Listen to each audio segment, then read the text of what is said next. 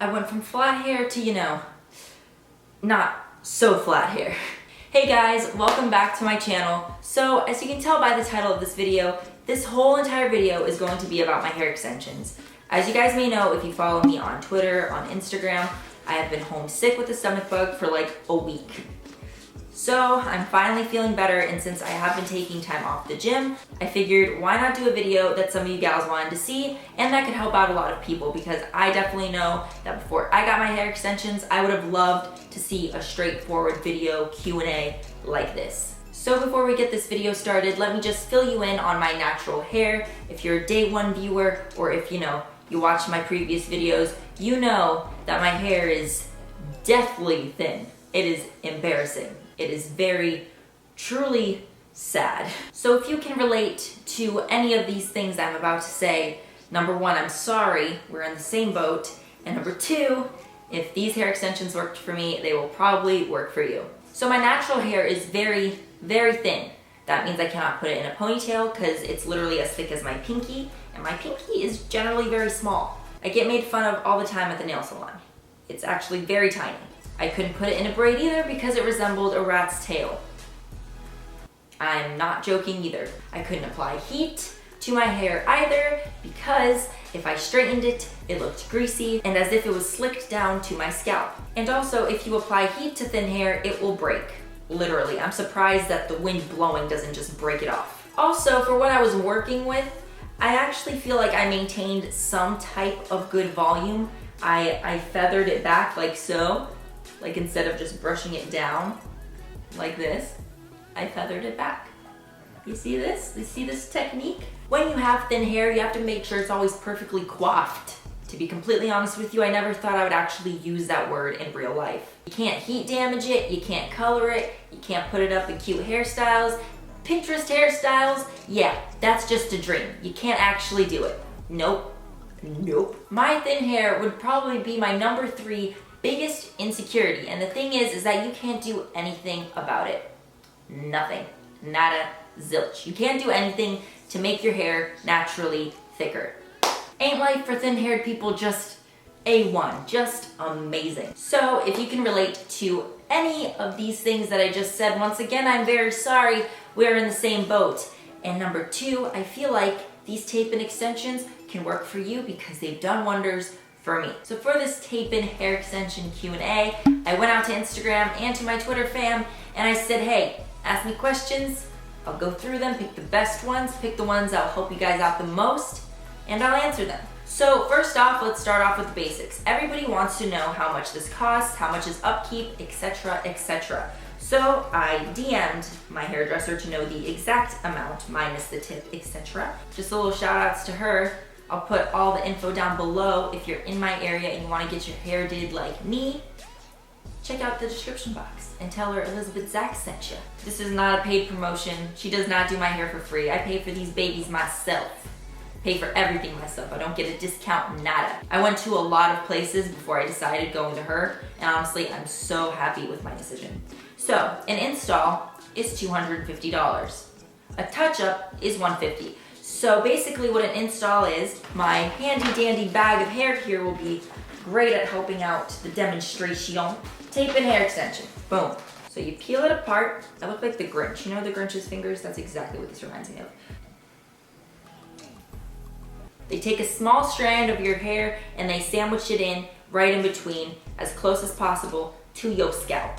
It doesn't hurt at all. And it's really not that heavy. So basically what a touch-up is after 6 to 8 weeks after your initial install, come back in, you get them all taken off, and then you get them replaced because your hair grows out, and so does your extension. And if an extension does fall out, that does happen sometimes, an extension fix is $15. So yeah, you definitely have to have a budget plan for tape and extensions. You shouldn't just expect them to last forever and get them done only once. You have to get them touched up. You have to keep up with the upkeep and make sure you have a budget for that. So another question that I got a lot is that how long do they last? Like, can you reuse them? Well, so far I've been reusing the same hair. It hasn't been a problem for me. I haven't damaged them too much. I feel like that's the only time when you have to get rid of them. When you get them touched up, they put another thing of like the glue on there. So the glue never really gets wore out. Another question is, how short is your real hair, and is there a certain length your natural hair should be so that extensions don't look fake. I'm not really sure about how long they should be because I know my hairdresser deals with women that have like bobs and she still manages to make extensions look good. Now, are they this long? I don't know and I don't think so, but I don't think that there's a specific hair length as long as you don't have like a buzz cut or a pixie haircut. I feel like you're fine. My natural hair is down to here, I believe. And my hairdresser did a pretty cool thing, how when she was applying the top hair extensions, we used shorter hair and the bottom we used longer, so it looked layered. So it did blend in a little bit more seamlessly. Okay, another question is what is the length of my extensions? They're like 18 to 20 inches. I did have blonde 24s put in. Worst decision of my life, but that's for a different question and I'll tell you guys why. And this is human hair. It sounds gross because it's not my hair, but technically I bought it, so it is my hair now. Boom. That's what you gotta do when you have thin hair and you want some length and a little bit more added volume. Now this one's pretty important, I feel like, to answer is that are hair extensions as much work as they seem? Upkeep, washing, styling, keeping from tangling. And another question I'll add in there is it hard to brush your hair with hair extensions in? So upkeep, to be honest, it's not that hard. You just have to have the money for it. Obviously, if you're already pinching pennies, then you know what, if they're not that big of a deal, you don't have to get them done. It's just, you know, glamour, I guess. Washing isn't all that hard. If anything, the extensions made my life 10 times easier that way because with my thin hair, I had to wash it every single day because if I didn't, they looked super greasy and like it was slicked to my scalp. The only weird thing about my hair extensions is that you have to use a certain shampoo that doesn't have any oils in it or anything like that, and you have to wash like this to get in between the tape-ins and make sure that you're keeping your hair clean like this. And then you could just do whatever else anywhere else, but you have to make sure that you actually get in there, clean out the gunk, you feel? Styling isn't hard.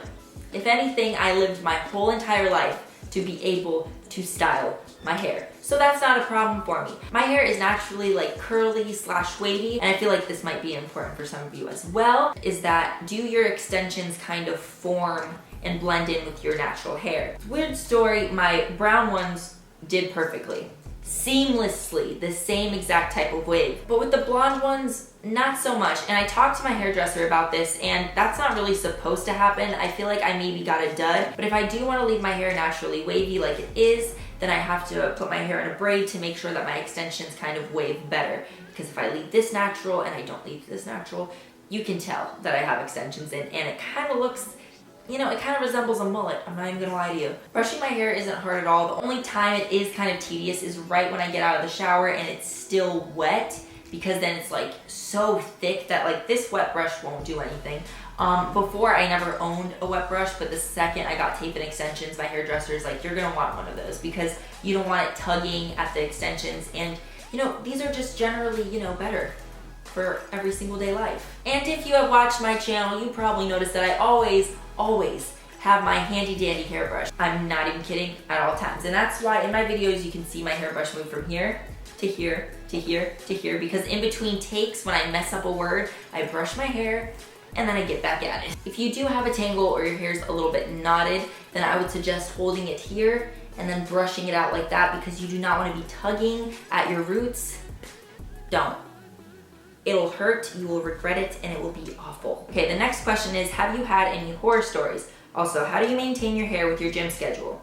Okay, horror stories. Now we're going back to the 24-inch blonde extensions that I decided to get for some reason. I do not know, God help me. Those things were so difficult to maintain because they were so heavy on my hair and I did not like it at all. They irritated me. They were too long for me to function. To brush, it was a nightmare. Literally, it wasn't for me. I did not have the patience for it because my natural hair has never been longer than like this, ever. So imagine like down to here, I could not do it. I lost like 4, maybe even 5 extensions because I was just sick of it. I was like tugging at my hair. I was so impatient. Honestly, it was a nightmare. My hair suffered so bad because of that. But then I went and I got them cut because I am not dealing with that and I refuse to ever again. So I went and I got them trimmed like 4 inches and now they're nice and reasonable. But on to the next question about how is it to maintain with my gym schedule. Honestly, like I said before, these hair extensions have made my life easier in that aspect, because before I'd go to the gym, I'd sweat, my hair was super thin, I'd have to take a shower right afterwards. It was awful. And I know people say, well, you know, you have to get used to it, you have to not take a shower for like 3 days and then the oil will like start getting used to whatever, all that stuff. No, when you have thin hair like me, there is no such thing as not washing your hair. And that's what people don't understand, is that there is no such thing as not washing your hair. There's no such thing as only using dry shampoo. No. By the time I had enough dry shampoo to make my hair look not greasy, my hair was white. Even if I got that dye one, literally you could see, like, it was just, you know what, let's not even talk about it. It was awful. So these hair extensions made my life super easy. I put my hair in a low braid. I can even put my hair in a decent ponytail without my extensions showing. And then I go on with my workout. And then after the gym, just spray a little bit of dry shampoo and boom, I'm done. And it is the best thing that I've ever experienced in my life. Now I understand what the obsession with dry shampoo is. Before, I did not understand it one bit. Okay, now the last question is, I want to get hair extensions, but I'm also lazy AF and put my hair in ponytails all the time. What kind of extensions do you have, and is it a pain to try to hide them when your hair is up? Okay, so it depends. If I put my hair in a low ponytail, it's fine. There is no way that any extensions are showing, but then again, I look like I belong in the colonial times.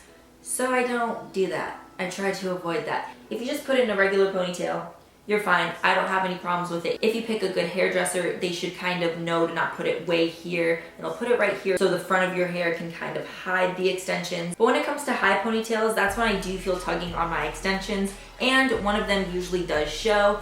But usually when I do high ponytails, it's when I'm sweating my butt off at the gym, and I don't care if someone sees my extensions. I paid a lot of money for these bad boys. If one tends to show and you notice them, I'm sorry, but I paid money for them, and I might as well just show them off from time to time, okay? All right, well, that's the end of my quick Q&A about my tape and extensions. I hope this helped you out and helped you make a decision on whether you want to get them or not. Remember, like, subscribe, all that good stuff.